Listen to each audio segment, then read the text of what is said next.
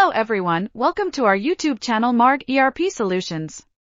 Today we will tell you the process about how to create new financial year in Marg software, so let's start the video. Before creating the new financial year, you following things needs to kept in mind. Firstly, take backup of previous financial year. If software is running on multi-user environment, then software must be turned off from all the nodes connection. And then close the server backup file. Now we will see the process to create new financial year in Marg software. Firstly, press Alt-X key on the home screen of Marg software.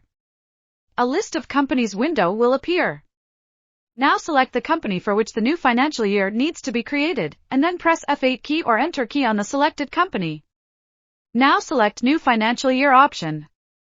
A new year creation window will appear where the dates of the new year will be defined. Now click on Yes option.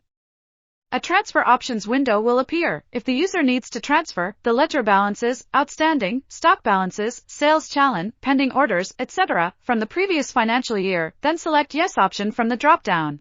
And then click in Yes option. Now the user can view the new financial year is being creating. Warning, this is a time-taking process, so kindly don't interrupt or close the system, otherwise it will affect the data of your software. Note, using the Create History option, users can transfer the bill history of a specific ledger and item batch history from the last financial year to the current financial year, then click on OK option. Now click on Marg Gateway option. The user can view that a new financial year has been created. Now press Enter key and come to the main dashboard. After following the above steps, the user can view new financial year will get successfully created in Marg software.